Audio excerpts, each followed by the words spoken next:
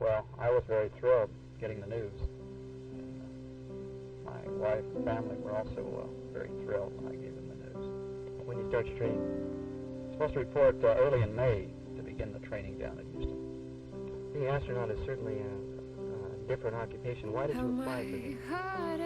Well, I think basically I have a pioneering spirit, like to do new and novel things. Plus my background and training uniquely qualifies me for this type of task.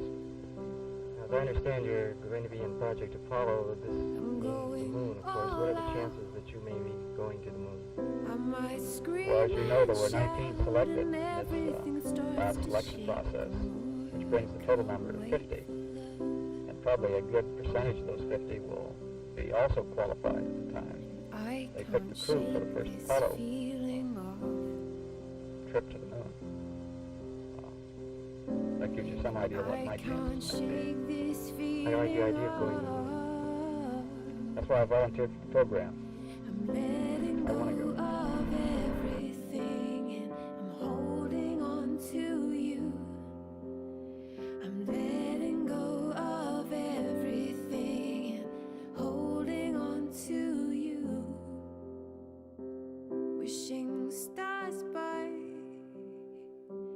Losing track of time, everything starts to shake more. I can't wait for love. I get unsure. Today's featured Christian in action is Colonel James B. Irwin. He'll be sharing his personal portrait of faith. In this candid, unrehearsed, on-location interview, Colonel Irwin shares his life's testimony of faith in the Lord Jesus Christ. Now, this particular interview was filmed back in the 1980s. Here now is a brief update on Jim Irwin. Born March 17, 1930, James B. Irwin, an Air Force colonel, was commissioned in the Air Force. And after graduation from the Naval Academy, he graduated from the Air Force Experimental Test Pilot School in 1961, and then the Aerospace Research Pilot School in 1963.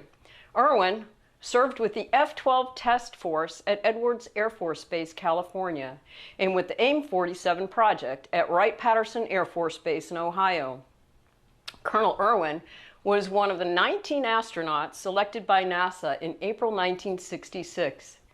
Since the beginning of time until now, only 12 men have stepped foot on the celestial body. Colonel James B. Irwin was one of them. Now, Irwin served as the Lunar Module pilot for the Apollo 15 mission to the moon. The spacecraft launched on schedule from Cape Canaveral on July 26, 1971, and concluded with a Pacific splashdown and subsequent recovery by the USS Okinawa on August 7, 1971. Now, while on the moon, at the end of the first day exploring the rugged lunar highlands, Colonel Irwin said he was reminded of his favorite biblical passage from Psalm 121. As speaking by radio to Mission Control in Houston, he began quoting the passage. "I'll look unto the hills from whence cometh my help." And then he added, "But of course we get a lot of help from Houston too." Now, his historic flight to the moon on board Apollo 15 was a once-in-a-lifetime opportunity. He was the 8th man to step on the moon's surface, and his flight was the first to drive the lunar rover. Irwin and his fellow astronauts have earned a place in history along with other famous explorers, which have changed the course of our lives.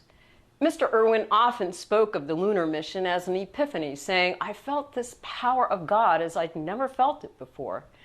Now, Jim Irwin retired from the astronaut corps in 1972. And 11 years after retiring, and fueled by his beliefs, Irwin was on Mount Ararat hunting for Noah's Ark on the first of several missions to eastern Turkey. He nearly lost his life on Mount Ararat after being badly injured by falling rocks in 1982. Now, by the late 1980s, Irwin stopped his search. He had conquered the moon but couldn't quite unearth the fabled vessel. He said, "It's easier to walk on the moon. I've done all I possibly can, but the Ark continues to elude us." Colonel Irwin said that his experience exploring the moon on Apollo 15 moved him to devote the rest of his life to spreading the good news of Jesus Christ. Now, shortly after his retirement, Irwin began as founding president of the High Flight Foundation, an interdenominational evangelical organization based in Colorado Springs. Now, the name High Flight was inspired by this famous aviator's poem by John Gillespie Maggie Jr., a copy of which was carried to the moon by Colonel Irwin on Apollo 15. Colonel Jim Irwin passed away on August 8, 1991. He is survived by his wife, Mary Ellen, and their 5 children. Now, this interview was filmed back in the 1980s at Grace Baptist Church in Nanuet, New York. So won't you join us as we learn what Colonel James B. Irwin's focus on faith is all about to help us in our daily lives through his personal and spiritual insights in this classic and timeless testimony, now beaming out as a beacon of light, bringing faith and hope to a hurting world.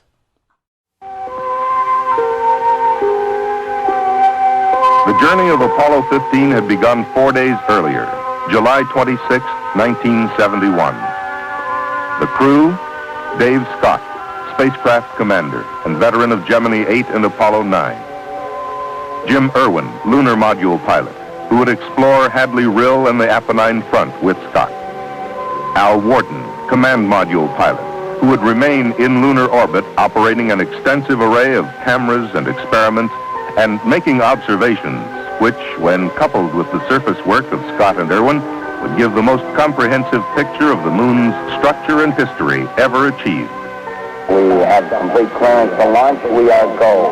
15 seconds. Guidance internal. 13, 12, 11, 10, 9, 8. Ignition sequence start. Engines on. 5, 4, 3, 2, 1.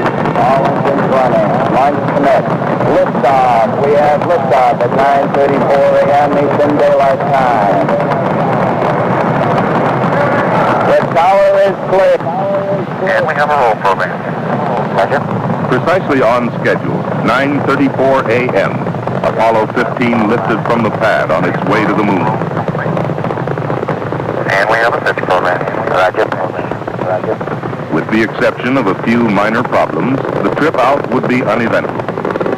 The Command Module Endeavour, carrying the Lunar Module Falcon, would arrive in lunar orbit with Scott's announcement, "Hello, Houston. The Endeavour is on station with cargo, and what a fantastic sight.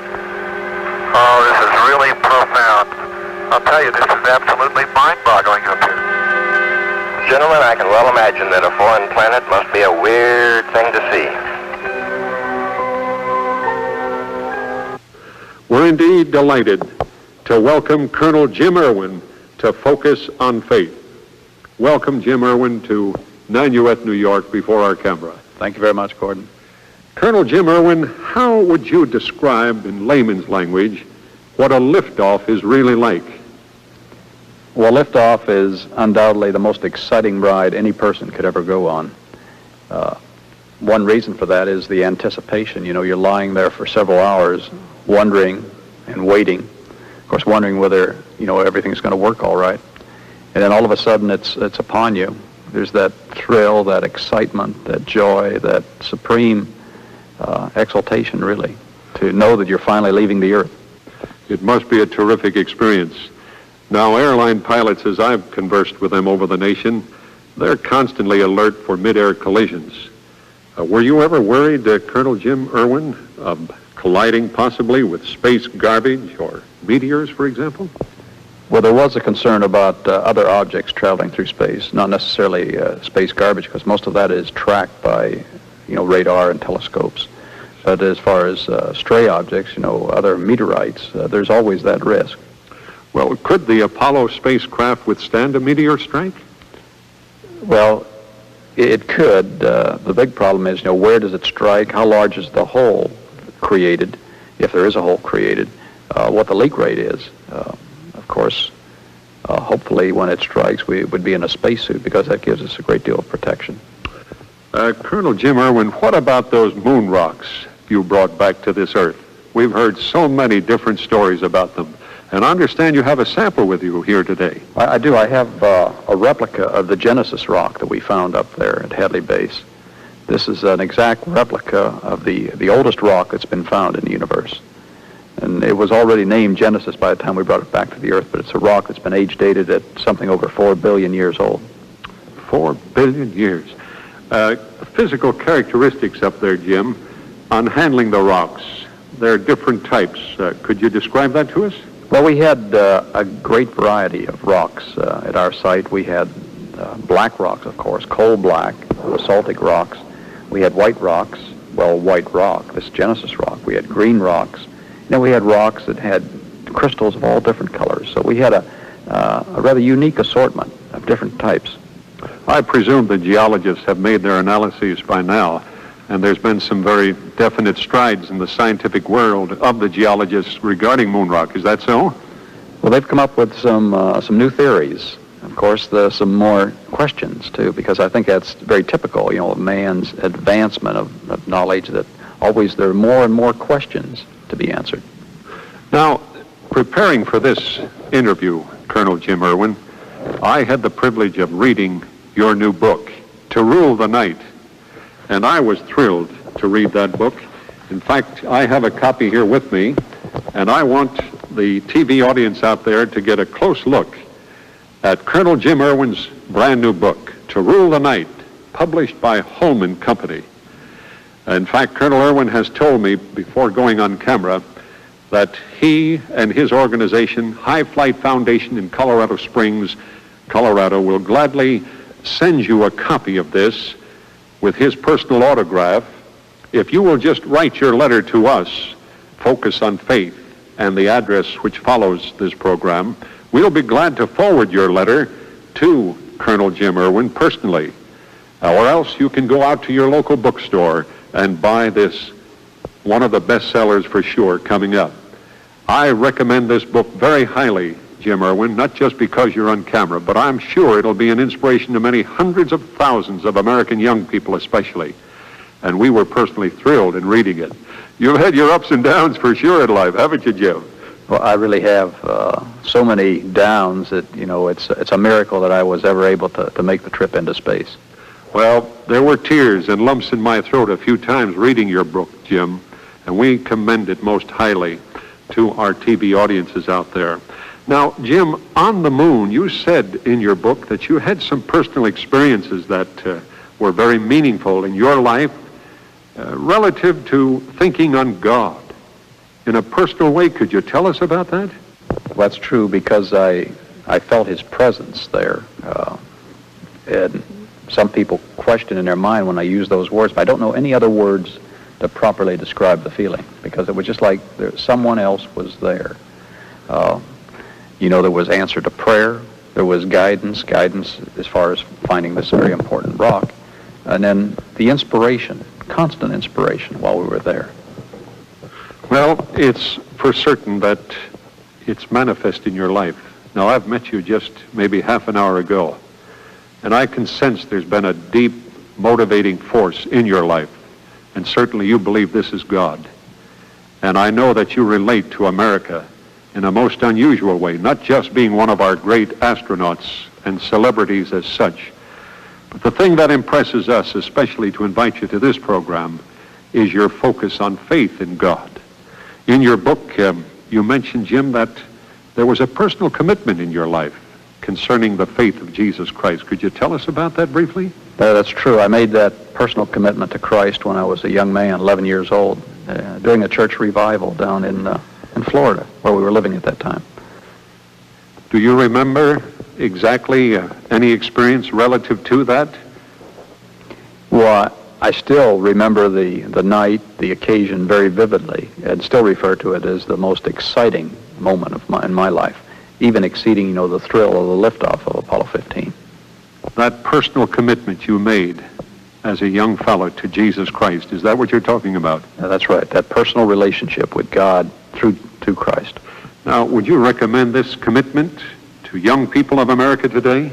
Oh, absolutely. I tell not only young people, but everyone, really. I tell them all that there is a plan for their life, that God is interested in them, that He loves them, And he wants to guide them as they live their lives. And they can realize this plan through this personal relationship. With Jesus Christ.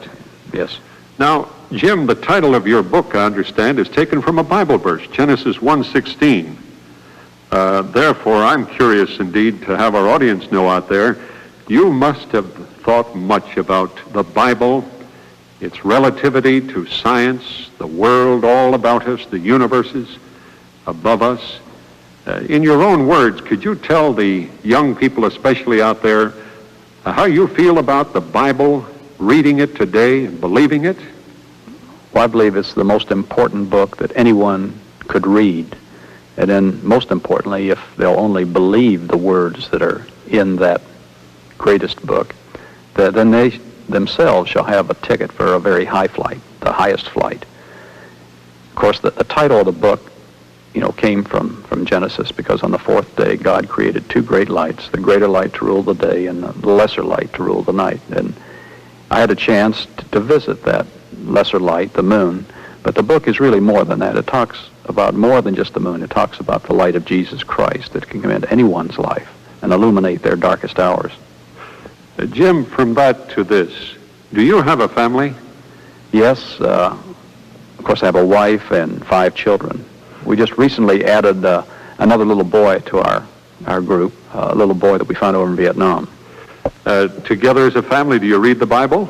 We do. We try to have family worship every evening, and together we read the Bible and then pray together. Out of the entire Holy Bible, Jim Irwin, is there one favorite Bible verse you would care to tell us about?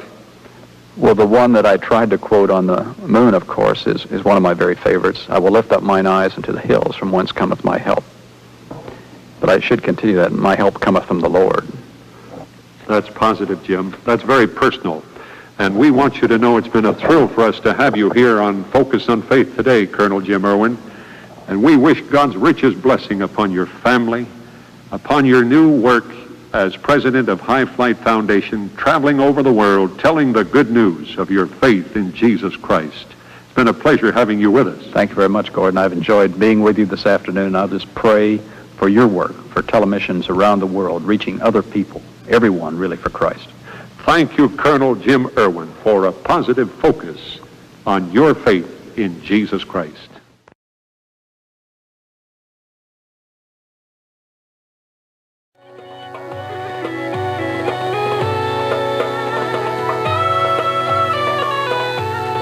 Jim, this is the next phase of the expedition. You're now in Erzurum. Can you share a little bit about this town and what you're doing here? Well, I'm glad I've been able to join our team here in the hills around Erzurum. We're just relaxing for a little bit here this afternoon. We're still about 5 hours from our objective, Mount Ararat, but this is the last major city in eastern Turkey. It's kind of the jumping off place. And so we're looking forward to continuing our journey to our objective. Most of our team is from Colorado, so we feel much at home here in the mountains of eastern Turkey, and we love the mountains. And I want to introduce the members of our team. I want, first of all, to introduce Ahmet Arslan, who's our mountain guide, and he lives very close to Mount Ararat. He's been climbing on the mountain for over 20 years. He knows it very well. In fact, he was up there just about 2 weeks ago with Dick Bright, one of our members, and we're looking forward to his participation in our expedition efforts. Next is Bill Dotter, who also from Colorado. Bill was with me last summer over here, but he didn't have an opportunity to climb the mountain, and so he's been wanting to come over and not only climb the mountain, but look for the Ark. Bob Stuplik has been over here many times and been on the summit many times also, but he's also very experienced in looking for the Ark of Noah. And then Bob Kernuk has never been to Turkey, never been to eastern Turkey, and he's looking forward to climbing the mountain. Dick Bright is a pilot with commercial airlines in Colorado and flies all over our country. So we're here, getting closer all the time. trying to stay fit. These men get exercise every day. In fact, they ran up these hills just this morning. So they're staying very fit, and we're all very eager to continue our journey to the eastern border of Turkey, even looking forward to a possibility of a flight. And if the flight works out, why, Dick Bright will be the co-pilot on that airplane. So we've got a lot of exciting possibilities, and we're just looking forward to what the Lord has in store for us.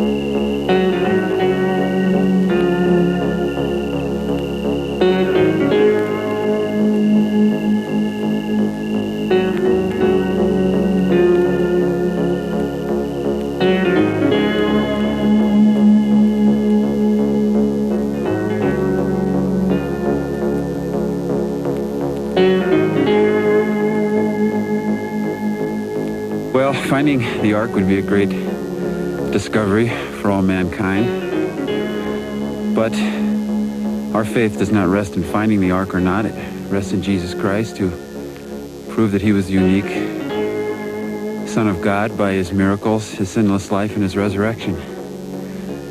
But I feel that this will help many people for hope and to reevaluate their position with God and try to seek him out in their lives. I guess I would have two motivations for coming to Eastern Turkey to look for Noah's Ark.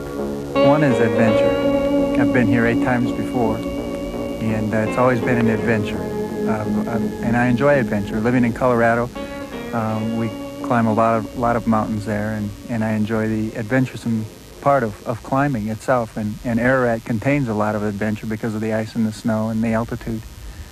The other motivation, I think, is even stronger, especially as I continue to come, and that's the motivation that I receive in being able to communicate the adventure that I'm involved with other people back, especially in the United States. I have opportunity to speak to a number of people and motivate them to think about the fact that there is a supernatural God that is interested in man, and being interested in man in terms of saving man at one time and providing that salvation through an ark. And then also being able to go from that to say he's still interested in man and desires to provide a salvation experience here in this world for us to experience life as he intended for us to experience it, in living in relationship with him. And so we're here waiting, we're willing, we're desirous of going up the mountain, and we're also praying for his specific time and not our timing involved.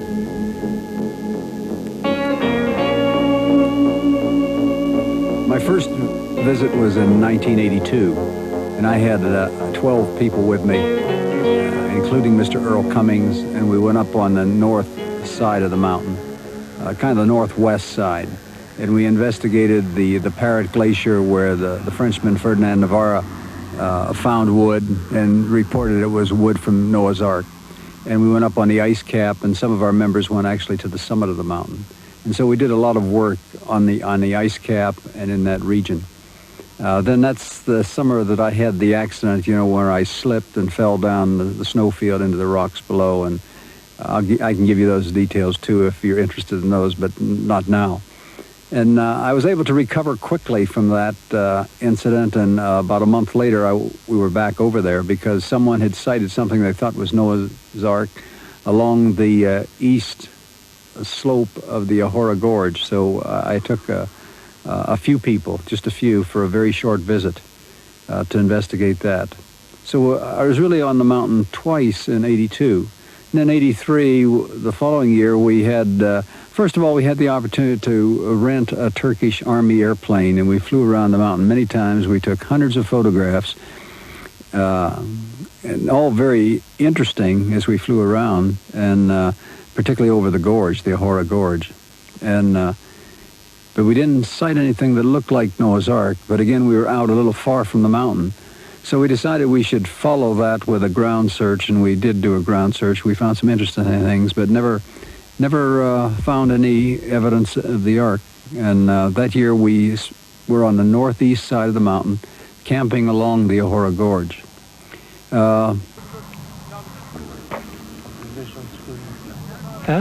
Wim, als ze komen draaien, hè?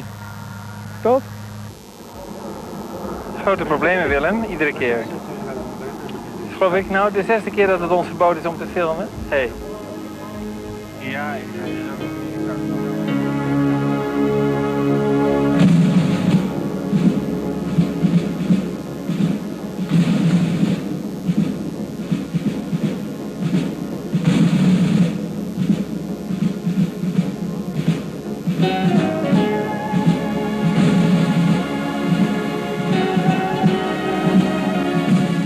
We raken eraan gewend, het urenlange wachten. Ditmaal om een verkenningstocht over de bergen van Ararat te maken. De autoriteiten zijn ons in alles behulpzaam.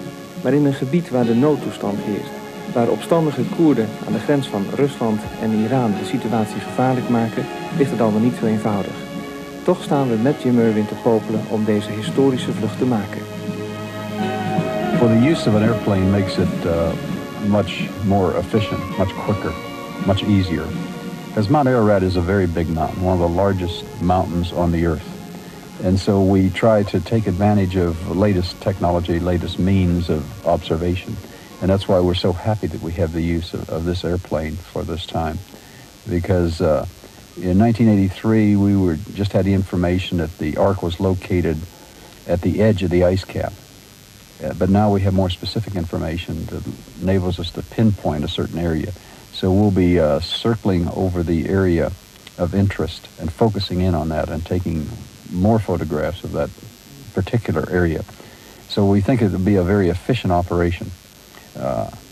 Use of helicopters or aircraft, will greatly facilitate our operation, and we hope it'll be a great success.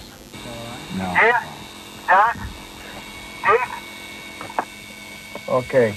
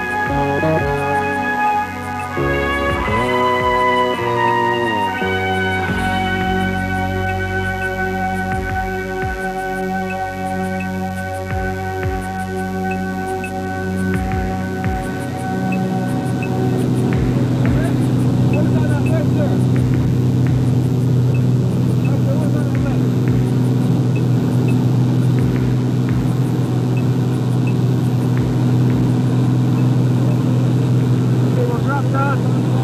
Do that one more time, the same place. Yeah, we're real close. Real close.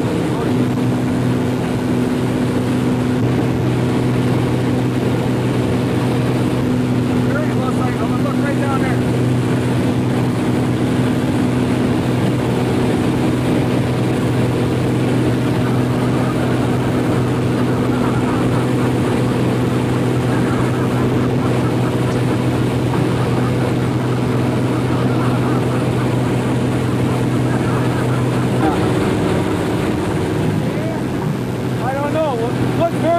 The back side of those ledges. There's something there. I think that much will be learned from our aerial search. That was an answer to prayer, that we have films that have never been taken before, and so we know so much more about the mountain. So our future searches will be much more intelligent, much more efficient, and we will be able to save, time and money because of these excellent photographs.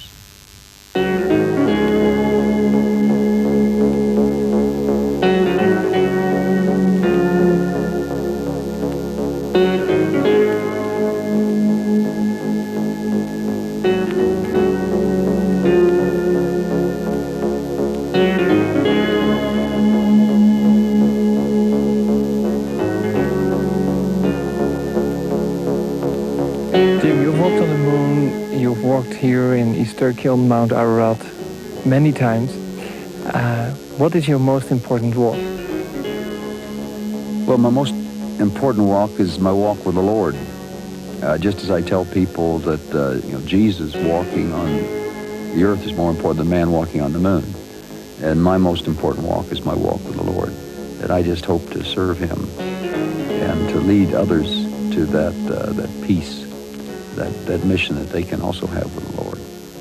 Because through the Lord we have a purpose for our life, we have meaning to our life, and we have his joy. He came that we might have life and have it more abundantly. He said, I am the way, the truth, and the life, and no one comes to the Father except through me. So we might look for the ark, but I trust that everyone will find Jesus Christ, because he's really our ark of salvation. We read many places in the Bible about Noah's Ark, but the one I like the very best is found in 1 Peter, and may I read that, because I think it summarizes very well the message that I try to convey. It is better, if it is God's will, to suffer for doing good than for doing evil. For Christ died for your sins once for all, the righteous for the unrighteous, to bring you to God. He was put to death in a body, but made alive by the Spirit, to whom also he went and preached to the spirits in prison, who disobeyed long ago when God waited patiently in the days of Noah while the ark was being built. In it, only a few people, 8 in all, were saved through water. And this water symbolizes baptism that now saves you. Also, not the removal of dirt from the body, but the pledge of a good conscience toward God. It saves you by the resurrection of Jesus Christ, who has gone into heaven, is at God's right hand, with angels, authorities, and powers in submission to him. And so we're reminded that our faith should be in Jesus Christ. We're not told that life would be easy. Life can be very difficult. The water can rise up, and it can be very rough. But it's the ark of Jesus Christ who will carry us through these rough times, that he will save us, and he will preserve us to the very end. And so we read of Noah's Ark many places in the Bible. Many wrote about it, and Jesus actually talked about it. And so I'm convinced that Noah's Ark once existed. It's not a myth. It's true. The only question is, do the remains of Noah's Ark still exist on the earth? And if they do, I think the Lord would have us find them and document it, and so that we might tell the whole world about the story of Noah. Because Noah found grace in the eyes of the Lord. And I just trust that we will find grace in the eyes of the Lord. I think we have, because he sent his Son, Jesus Christ, that he does love us, and he's extended his grace that we might all be saved by faith in Jesus Christ.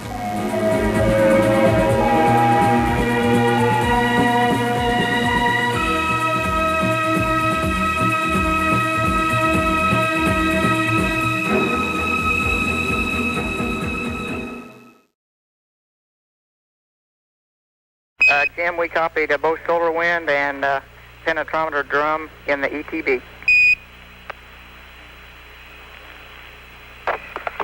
Not quite yet. I haven't put the solar wind in yet, but I will shortly. I want to watch this. Joe, you have a good picture there. I've got... Beautiful picture, Dave. Well, in my left hand, I have a feather. In my right hand, a hammer. And I guess one of the reasons we got here today was because of a gentleman named Galileo a long time ago who made a rather significant discovery about falling objects in gravity fields. And we thought that where would be a better place to confirm his findings than on the moon. And so we thought we'd try it here for you. The feather happens to be appropriately a falcon feather for our falcon. And I'll drop the two of them here, and hopefully they'll hit the ground at the same time. How about that? Which proves that Mr. Galileo was correct in his findings.